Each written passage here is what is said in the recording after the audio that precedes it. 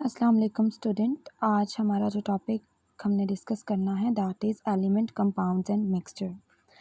जैसा कि आप सबको पता है कि दुनिया की सारी चीज़ें जो हैं वो एटम से मिलकर बनती हैं और anything that occupy space and have mass is known as matter. अब अगर हम एटम की बात करें तो जब हम एटम को देखते हैं तो एटम जब एक तरह के एटम्स कंबाइन करते हैं तो वो कंबाइन होकर एक न्यू स्पीशी बनाते हैं that is known as element. और जब एलिमेंट्स कंबाइन करते हैं तो उसमें दो टाइप्स हैं, या तो सेम तरह के एलिमेंट्स कंबाइन करेंगे या फिर डिफरेंट तरह के एलिमेंट्स कंबाइन करेंगे। अगर हमारे पास सेम तरह के एलिमेंट्स कंबाइन करते हैं तो इसको हम बोलते हैं मॉलिक्यूल्स, और अगर हमारे पास डिफरेंट तरह के एलिमेंट्स कंबाइन करते हैं तो इसको हम कहते हैं कि इन्होंने क्या बना लिया, आपके पास कंपाउंड बना लिया। अब हम इसको ज़रा स्टडी करते हैं कि हमारे पास बुक के अंदर टॉपिक में क्या बताया गया। अब आपके पास यहाँ पे बुक में बताया जाता है कि मैटर जो है वो दुनिया की सारी चीज़ें जो हैं वो किसकी फॉर्म में एग्जिस्ट करती हैं, मैटर की फॉर्म में। अब उस मैटर की भी आगे से उन्होंने 3 टाइप्स बताई हैं, या तो वो मैटर में एलिमेंट की फॉर्म में एग्जिस्ट करेंगी, या तो एलिमेंट्स कंबाइन स्टेट में कंपाउंड की फॉर्म में एग्जिस्ट करेंगे, या फिर वो in the form of mixture exist करेंगी। अब हमने इन तीनों की प्रॉपर्टीज़ को अलग-अलग से समझना है। सबसे पहले हमारे पास है एलिमेंट। अभी जैसा कि मैंने आपको बताया कि आपके पास जो एलिमेंट है वो किस तरह से बनता है कि जब आपके पास कोई भी एटम्स कंबाइन करते हैं तो वो कंबाइन करके किस में कन्वर्ट हो जाते हैं, एलिमेंट में। तो फिर एलिमेंट हमारे पास सिंपलेस्ट फॉर्म ऑफ मैटर हुआ। क्यों? क्योंकि इसके अंदर सेम तरह के क्या चीज़ें मौजूद होती हैं, एटम्स मौजूद होते हैं। सेम तरह के जब एटम्स कंबाइन करेंगे तो वो आपके पास किसको फॉर्म करेंगे, एलिमेंट को। तो अब देखें, जैसे हमारे पास हाइड्रोजन है तो हाइड्रोजन के अंदर सिर्फ हाइड्रोजन के ही एटम्स कंबाइन किए हुए होंगे। अगर मेरे पास कार्बन है तो कार्बन के ही एटम्स जब कंबाइन करेंगे तो वो कार्बन के एलिमेंट को फॉर्म कर देंगे। अब हमारे पास आगे उन्होंने बताया हुआ है कि एलिमेंट जो हैं, एलिमेंट की अगर हम फॉर्म देखें तो एलिमेंट हमारे पास 3 तरह के हो सकते हैं, या तो वो सॉलिड होंगे या लिक्विड होंगे या फिर गैस फॉर्म में होंगे। लेकिन हमारे पास दुनिया के अंदर जो ज़्यादातर अमाउंट में एलिमेंट एग्जिस्ट करता है वो in the form of solid state करता है। लिक्विड और गैसेस जो हैं वो बहुत थोड़ी अमाउंट में मौजूद होते हैं। अब अगर हम इसकी क्लासिफिकेशन को देखते हैं तो एलिमेंट्स को आपके पास मेटल्स, नॉन मेटल्स या मेटलॉइड्स या फिर नोबल गैसेस के अंदर डिवाइड किया हुआ होता है। एलिमेंट्स जो हैं वो एटम्स की फॉर्म में भी एग्जिस्ट कर सकते हैं, मॉलिक्यूल्स की फॉर्म में भी एग्जिस्ट करते हैं, आयंस की फॉर्म में भी एग्जिस्ट करते हैं और आइसोटोप्स की फॉर्म में भी एग्जिस्ट करते हैं। अगर हम एग्जांपल देखें तो पीरियोडिक टेबल में मौजूद जितनी भी चीज़ें हैं वो सारी एलिमेंटल स्टेट के अंदर मौजूद होती हैं। उसमें आप किसी भी 3-4 या 5-6 एलिमेंट्स के नाम लिख सकते हैं। जैसे हमारे पास हाइड्रोजन है, हीलियम है, लिथियम है, बेरिलियम है, इसी तरह sodium, potassium, magnesium, calcium, carbon, silicon, nitrogen, oxygen, chlorine, helium, copper, gold, zinc, silver, निकल, कोबाल्ट, मरकरी, ब्रोमीन या फिर आयोडीन, या फिर आपके पीरियोडिक टेबल के अंदर मौजूद 118 स्पीशीज़ जो हैं वो क्या हैं, आपके पास एलिमेंट्स हैं। होप सो आपको एलिमेंट की समझ आ गई होगी। इसके बाद नेक्स्ट हम देखते हैं कंपाउंड को। कंपाउंड भी आपके पास एक प्योर सब्सटेंस होता है, लेकिन ये 2 या 2 से ज़्यादा डिफरेंट केमिकल एलिमेंट्स की कम्बिनेशन की वजह से बनता है। अब इसमें आपने एक बात याद रखनी है कि इसमें एलिमेंट्स की कम्बिनेशन जो है वो फिक्स्ड होती है। जैसे हमारे पास सबसे बेहतरीन एग्जांपल आपके पास कंपाउंड की आती है वाटर। अब इसमें देखें, वाटर में 2 हाइड्रोजन और 1 ऑक्सीजन का एलिमेंट मौजूद है।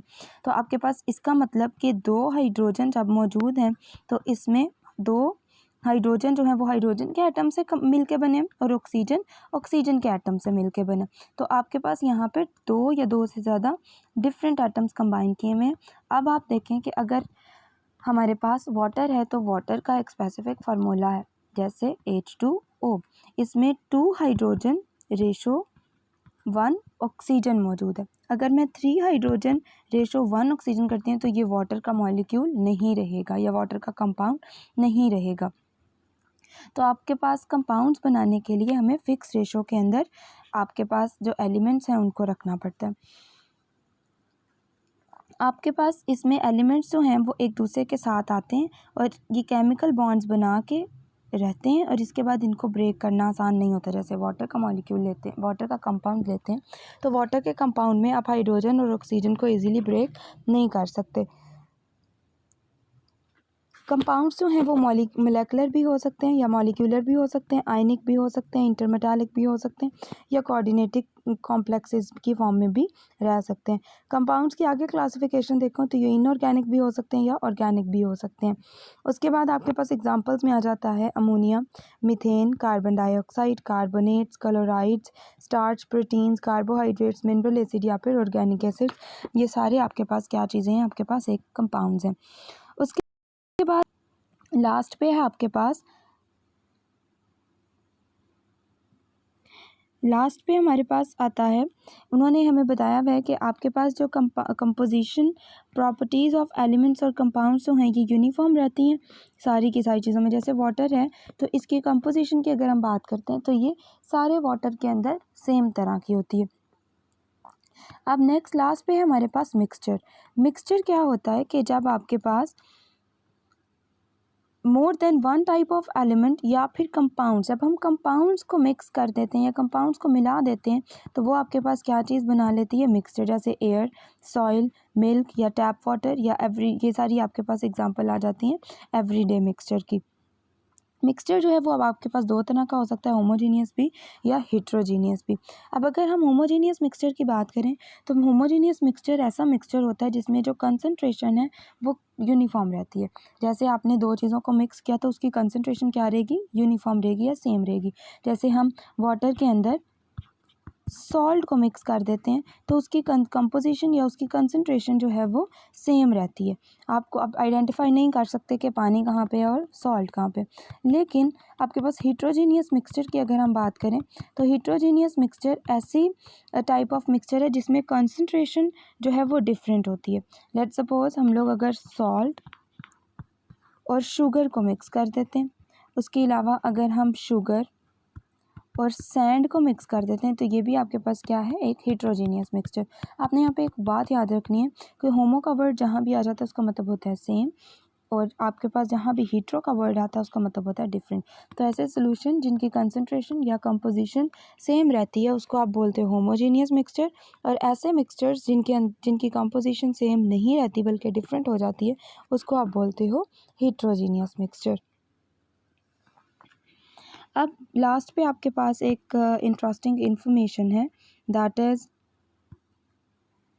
कि एलिमेंट जो हैं वो नेचर के अंदर मौजूद होते हैं लेकिन कुछ जो हैं वो आर्टिफिशियल हैं।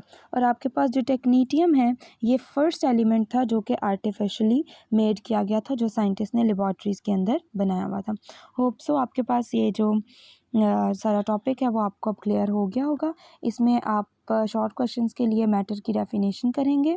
आपको पता होना चाहिए कि मैटर किसको बोलते हैं। फिर आपको एलिमेंट्स के बारे में पता होना चाहिए, एलिमेंट्स किसको कहते हैं, एलिमेंट्स की प्रॉपर्टीज़ क्या होती हैं, एलिमेंट किस किस स्टेट के अंदर एग्जिस्ट कर सकता है, एलिमेंट्स की क्लासिफिकेशन क्या है, और एलिमेंट्स की एग्जिस्टेंस फॉर्म्स कौन कौन सी हैं, और एलिमेंट की एग्जांपल क्या है। फिर कंपाउंड की तरफ आएंगे तो कंपाउंड की आपको डेफिनेशन के बारे में पता होना चाहिए। आपको ये पता होना चाहिए कि इनको ईजिली ब्रेक नहीं किया जा सकता और इसमें जो एलिमेंट्स हैं वो कंबाइन किए जाते हैं इन a fix ratio.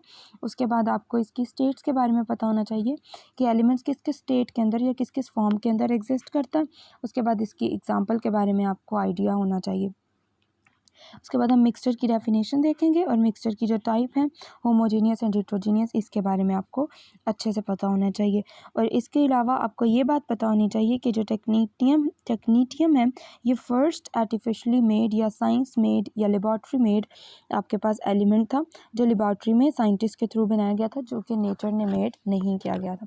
Hope so everything is clear now. Don't forget to like, subscribe and share my YouTube channel. Thank you.